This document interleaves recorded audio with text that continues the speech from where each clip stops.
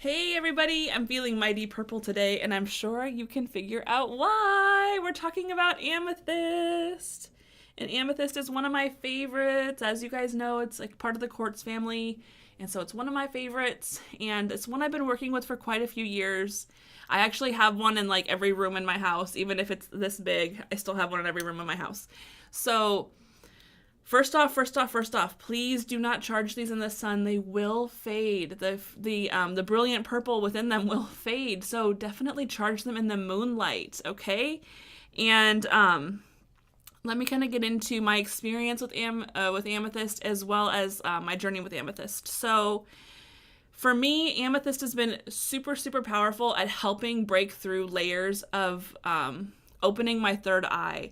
So this is one I definitely used a lot too, as long as same with the sodalite, to help open my third eye. And this one breaks through barriers. It's very, very strong. It's almost like if I could put this crystal to an angel, it would be like Archangel Michael. It helps really break through and cut through junk. And it's very, very strong and powerful in that way. It's almost like a purple fire. It's very, very, it's not overpowering, but it's just very potent in what it is. So, you know, it's really, really helpful for clairvoyant building, but it's also one that if you are a little bit more nervous about what clairvoyant visions you will receive, work with the sodalite first and then get into the amethyst. This is a crystal that also helps connect your third eye and your crown chakra. So as we're getting into these third eye crystals, you're probably going to wind up hearing me say how these crystals also connect with either the throat or the crown, because when you get into your psychic senses, you wind up having some melding, if that makes sense. Like you'll see something visually, but you'll also feel something, or you'll hear something and you'll also see something, or you'll just kind of have a knowing and then you'll hear something.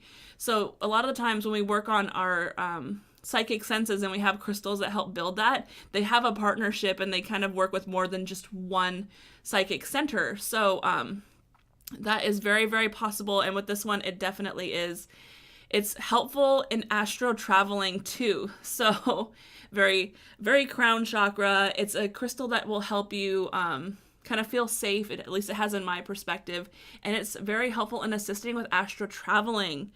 I have one in our bedroom. I have a big one in our bedroom that I have found to be super, super helpful for sleeping at night. I've had a really hard time over the past few years, getting like really good, decent sleep. Like sometimes I tend to be an insomniac and, it's not always good to be up at like 2 a.m. doing stuff. Your you need rest. So it's like everyone's body needs rest. So it's really good to help aid in sleeping. So it's helpful with the dream time and that astro traveling. And what else did I want to share with you guys? So let's go into my journey, because my journey was kind of fun.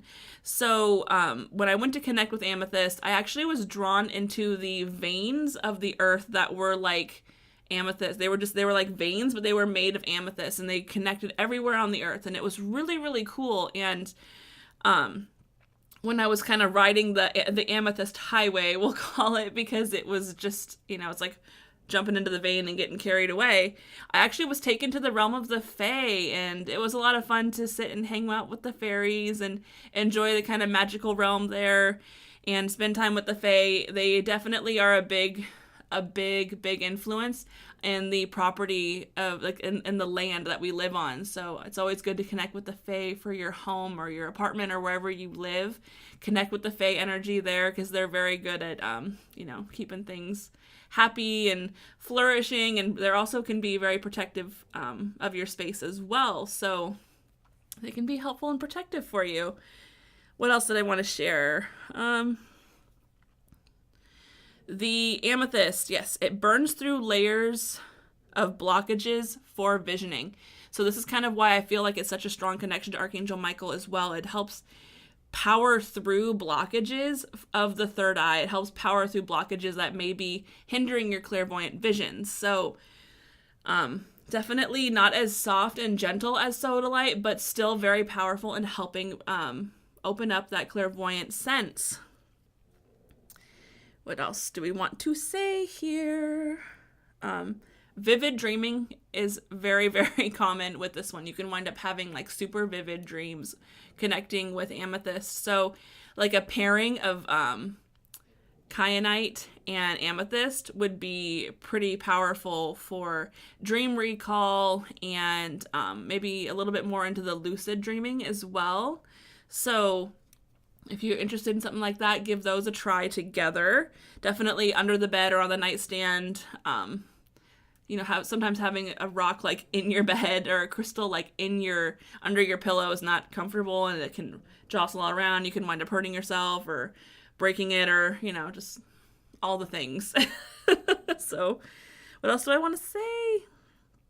If you are a person who wants to get more visions and have more of a clairvoyant sense with your journeys and your meditation, have this with you when you are journeying or when you are meditating, because it does definitely help facilitate that. And since it also helps facilitate that astral traveling, it's perfect for journeying as well.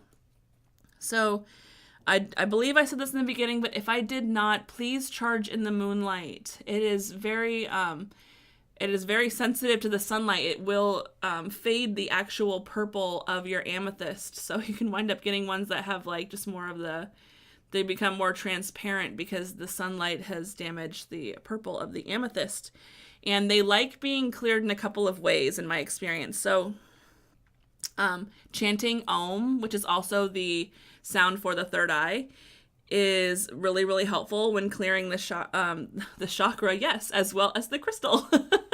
And smudging is really, really powerful for this one as well. Just whatever sprays or herbs you like to use, because it's to me it feels like a violet fire that it kind of likes, and it really likes that the energy of smoke and flame as well. So that is my journey with amethyst to share with you guys, and I just like want to sit here and hug it all day. I love it so much. So light and love to all of you, and next week we are finishing up our third eye chakra stones. And then we'll be getting into the crown chakra, which is going to be kind of fun because there's lots of different stuff out there for the crown chakra. So I love you guys so much. Thank you for being here, and I will see you next week. Bye.